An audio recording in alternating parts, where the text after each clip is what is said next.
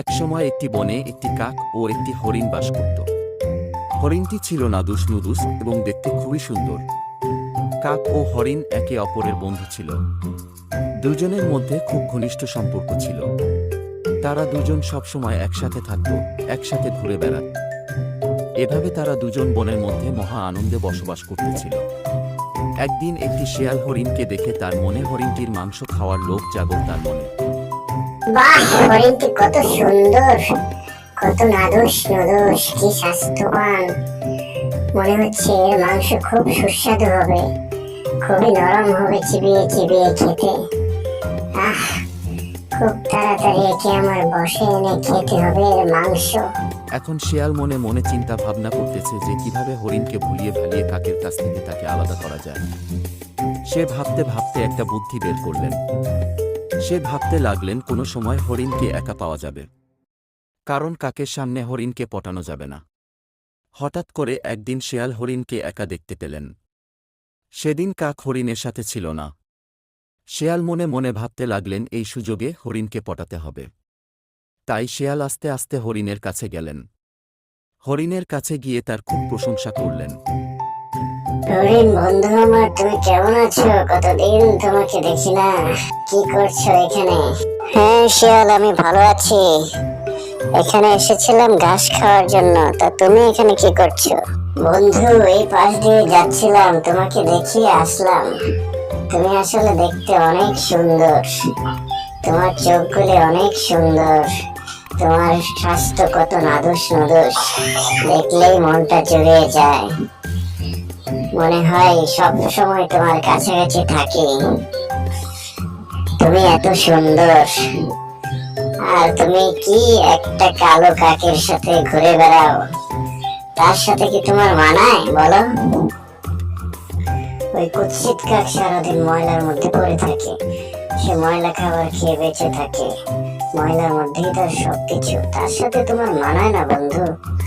তুমি আমার সাথে থেকো, আমি তোমাকে এমন এক জায়গায় নিয়ে যাব যেখানে সবুজ ঘাস আর ঘাস, তুমি সারাদিন ঘাস খেয়েও শেষ করতে পারবে না। এইভাবে হরিণকে অনেক লোভ দেখালেন। হরিণ আস্তে আস্তে লোভে পড়ে গেলেন। সে কাকের সাথে খুব একটা দেখা সাক্ষাৎ করে না এবং তার সাথে যোগাযোগও করে না। এমন অবস্থায় শেয়াল সুযোগ বুঝে একদিন হরিণকে বললেন, হরিণ ভাই, চলুন আজকে আপনাকে এমন একটি জায়গায় নিয়ে যাব যেখানে ঘাস আর ঘাস। এই কথা শুনে হরিণ শেয়ালের সাথে চলে গেলেন।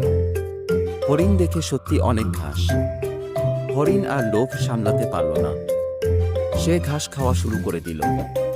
এদিকে শেয়াল যেখানে শিকারি ফাঁদ পেতে রেখেছে সেই জায়গাটা দেখিয়ে দিয়ে বলে, এখানে অনেক সুন্দর ঘাস।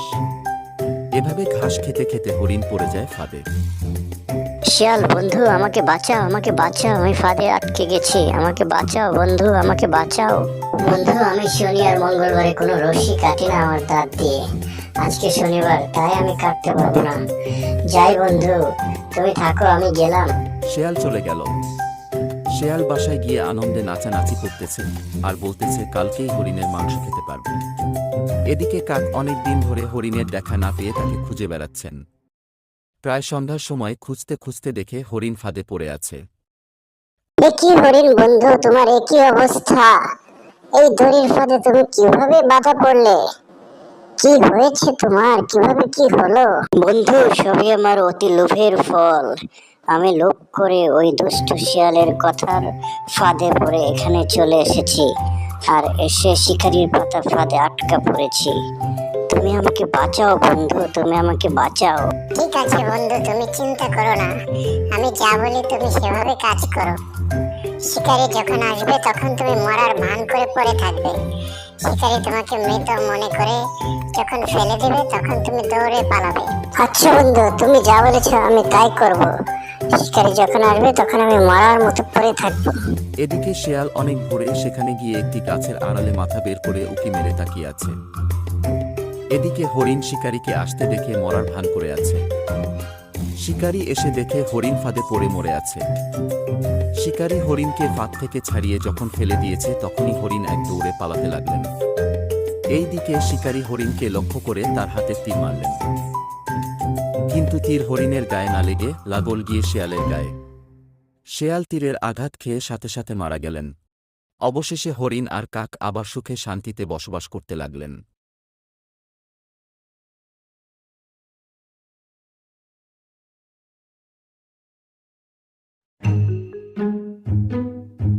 আহ, আজ দিনটা অনেক সুন্দর। ঝলমলে রোদ, কি সুন্দর বাতাস বইছে। পেটে ক্ষুধাও লেগেছে অনেক। যাই সামনে দেখি কোনো শিকার পাই কিনা। ওই তো হরিণের পাল দেখা যাচ্ছে। যাই এক্ষুনি ধরে এনে খাই। ওরে বাবা, কাটা আমার পা গেল রে, পা গেল। পায়ে কাটা লেগে পা ফুলে গেছে। এখন কি করি, নড়তে পারছি না, সারা শরীরে জ্বর এসে গেছে। কে বাঁচাবে আমাকে? এই কাটা কে বের করে দেব আমার পা থেকে? ওরে বাবা, ওই তো একটা বান্দর দেখা যাচ্ছে। এই বানর, এই বানর, এদিকে আয়, এদিকে আয়, আমার পায়ের কাটাটা বের করে দে, তাড়াতাড়ি বের করে দে। কিন্তু বাঘমামা, আমার তো ধারালো দাঁত বা ধারালো নখ কিছুই নেই, আমি কিভাবে পায়ের কাটা খুলবো? দেখি অন্য কাউকে কাটা খোলার জন্য পাওয়া যায় কিনা, নিয়ে আসি। বেটা বানরও চলে গেল, এখন কি হবে? এই তো একটা ময়ূর এসেছে, দেখি তাকে বলে কিছু করতে পারে কিনা। এই ময়ূর, এদিকে আয়, আমার পায়ের কাঁটাটা একটু বের করে দে। আমি তো যন্ত্রণায় ছটফট করছি, আর সহ্য হচ্ছে না। একটু বের করে দে দেখি। এখন যদি বাঘের কাছে যাই, বাঘ তো খপ করে ধরে খেয়ে ফেলবে। বাঘ মামা, আমার পায়ে তো এত জোর নেই যে তোমার কাটা খুলে দিতে পারবো। দেখি আমি কাউকে পাই কিনা কাটা খুলে দেওয়ার জন্য। ময়ূর চলে গেল, দেখছি একটা গাধা এদিকে আসছে। গাধাকে বলে দেখি গাধা আমার কাটা খুলতে কোনো উপকার করতে পারে কিনা। এই গাধা, গাধা, এদিকে আয়, আমার পায়ে একটা কাটা বিঁধেছে, তুই তাড়াতাড়ি খুলে দে। ব্যথার যন্ত্রণা আর সহ্য করতে পারছি না, সারা শরীর ব্যথা করছে। তুই তাড়াতাড়ি আমার পায়ের কাটা বাঘ মহারাজ, আমার দাঁত তো সূক্ষ্ম আর ধারালো না, আমি এই দাঁত দিয়ে তো আপনার পায়ের কাটা বের করে আনতে পারবো না। তাই যাই দেখি অন্য কাউকে পাওয়া যায় কিনা যে আপনার পায়ের কাটা বের করে দিতে পারবে। কি বাঘ মামা, কি হয়েছে আপনার? আপনার পা দিয়ে তো রক্ত বের হচ্ছে, এটা কিভাবে হলো? শিয়াল, তুই এসেছিস? আর বলিস না, গিয়েছিলাম হরিণ শিকার করতে, সেখানে কাটা গাছের ঝোপের মধ্যে পড়ে গিয়েছিলাম। পায়ের ভিতর বিষাক্ত কাটা ঢুকেছে, এখন তো সারা গায়ে প্রচন্ড ব্যথা। তুই একমাত্র আমার উপকার করতে পারিস, তাড়াতাড়ি আমার পায়ের কাটা বের করে দে। আর দেরি করিস না, আমি মনে হয় মরেই যাবো। এইবার হয়েছে উচিত শিক্ষা, বনের সবাইকে যেভাবে যন্ত্রণা দাও, এইবার বুঝো যন্ত্রণা কাকে বলে। আমি তোমার পায়ের কাটা খুলে দেব না, কখনোই না। জি মানে মহারাজ, অবশ্যই আমি আপনার পায়ের কাটা খুলে দেবো। এক্ষুনি যাচ্ছি কাটা খোলার জন্য কিছু একটা নিয়ে আসতে, নাহলে তো এই কাটা খোলা যাবে না। আপনি অপেক্ষা করুন মহারাজ। এটা শিয়ালও আমাকে রেখে পালিয়ে চলে গেল। একবার ভালো হয়নি, উচিত শিক্ষা দেব। ব্যথা। বিড়াল, তুই এখন আমার শেষ ভরসা, তাড়াতাড়ি করে আয় বাবা, আমার পায়ের কাঁটাটা খুলে দে। আমি ব্যথায় মরে গেলাম একবারে, তাড়াতাড়ি খুলে দে। বিড়াল বেচারা শান্তশিষ্ট প্রাণী সরল মনে বাঘের পায়ের কাটা খুলে দিল।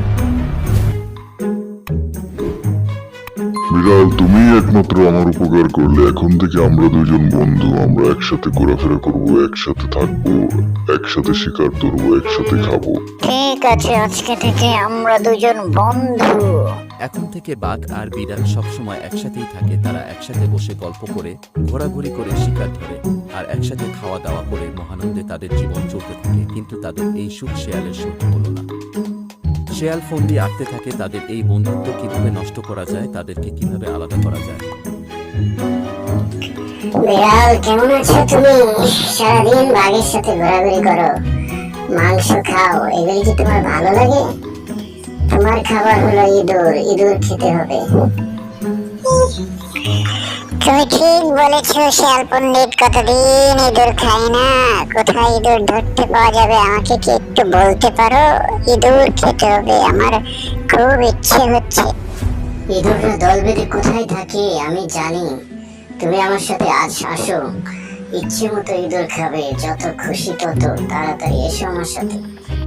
ঠিক আছে শিয়াল পণ্ডিত, চলো তাহলে আজকে ইঁদুর খাবো, অনেক ইঁদুর খাবো, মন ভরে খাবো। শিয়াল বিড়ালকে নিয়ে গভীর জঙ্গলের ভিতর এক জায়গায় চলে গেল। সেখানে অন্য কেউ নেই। বিড়াল যখন ভয়ে শিয়ালকে জিজ্ঞেস করলো, শিয়াল পণ্ডিত, এখানে তো কোনো ইঁদুর নেই, তাহলে আমাকে কেন নিয়ে এসেছিস? বিড়াল, তোকে আমি এখন মেরে খাবো। তুই বাঘের সাথে মিলে থাকিস, বাঘ এখন আর আমাকে পাত্তা দেয় না। শিয়ালের কথা শুনে বিড়াল ভয়ে বাঁচাও বাঁচাও বলে চিৎকার করতে শুরু করলো। বিড়ালের চিৎকার শুনে বাঘ সেখানে উপস্থিত হলো এবং দৌড়ানো শুরু করলো, ঝাঁপিয়ে পড়লো। সেই দিনের পর থেকে শিয়ালকে আর জঙ্গলে কোথাও দেখা যায়নি। বাঘ আর বিড়াল দুই বন্ধু মিলে সুখে শান্তিতে বসবাস করতে লাগলো।